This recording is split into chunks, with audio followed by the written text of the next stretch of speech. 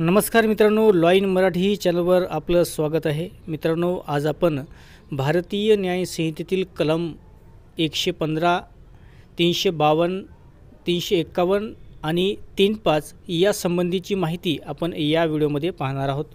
तत्पूर्वी तुम्ही आमच्या चॅनलवर नवीन असाल तर चॅनलला सबस्क्राइब करा, बेल आयकॉन प्रेस करा, जेणेकरून आमचे नवीन व्हिडिओ तुमच्यापर्यंत लवकरात लवकर पोहोचतील। चला तर मित्रांनो, थोडाही उशीर न करता व्हिडिओला सुरुवात करूया।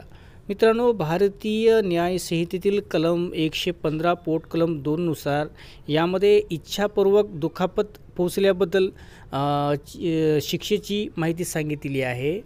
म्हणजेच भारतीय न्याय संहिता कलम 115 पोट कलम 2 नुसार जो कोणी जाणून-बुजून दुखापत पोहोचण्याच्या उद्देशाने किंवा त्या व्यक्तीला दुखापत पोहोचू शकते हे माहीत असताना सुद्धा त्या व्यक्तीने असे कृत्य केले असेल तर त्या व्यक्तीला 1 वर्षापर्यंत कारावासाची शिक्षा होऊ शकते आणि 10,000 रुपयाचा दंडही लागू शकतो किंवा दोन्ही शिक्षा मित्रांनो त्या व्यक्तीला होऊ शकतात।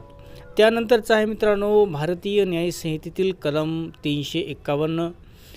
भारतीय न्याय संहितेतील कलम 351 पोट कलम 1 नुसार जो कोणी कोणत्याही प्रकारे दुसऱ्या व्यक्तीच्या प्रतिष्ठेला किंवा मालमत्तेला इजा पोहोचवण्याच्या उद्देशाने धमकी देतो किंवा त्या व्यक्तीला घाबरवण्याच्या उद्देशाने किंवा त्या व्यक्तीला असे कृत्य करण्यास भाग पाडतो की ती व्यक्ती कायदेशीररित्या ते काम करण्यास बाधिल नाही, तर असे करणाऱ्या व्यक्तीस भारतीय न्याय संहितेतील कलम 351 पोट कलम 2 नुसार 2 वर्षापर्यंत कारावासाची शिक्षा होऊ शकते आणि दंड लागू शकतो किंवा दोन्ही शिक्षा मित्रांनो त्या व्यक्तीला होऊ शकतात।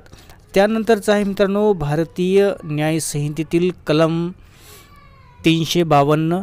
मित्रांनो, भारतीय न्याय संहितेतील कलम 352 नुसार जो कोणी जाणून-बुजून कोणत्याही प्रकारे अपमान करतो आणि त्याद्वारे कोणत्याही व्यक्तीला चिथावणी देतो, अशा चिथावणीमुळे सार्वजनिक शांतता भंग होऊ शकते किंवा इतर कोणताही गुन्हा घडण्याची शक्यता असते, तर असे करणाऱ्या व्यक्तीला 2 वर्षापर्यंत कारावासाची शिक्षा होऊ शकते आणि दंडही लागू शकतो किंवा दोन्ही शिक्षा मित्रांनो त्या व्यक्तीला होऊ शकतात।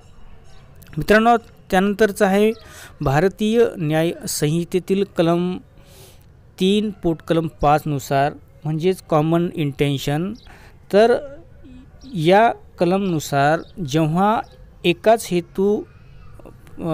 एकाच हेतूच्या पूर्ततेसाठी अनेक व्यक्तीने गुन्हेगारी कृत्य केलेले असेल तेव्हा सामान्य हेतूने या गुन्ह्यात सहभागी होणारी प्रत्येक व्यक्ती गुन्ह्यासाठी तितकीच जबाबदार आहे।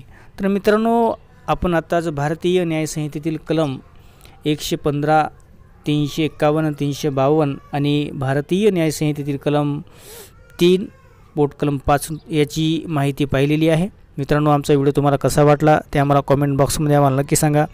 आमच्या व्हिडिओला लाईक करा, चॅनलला सबस्क्राईब करा। धन्यवाद।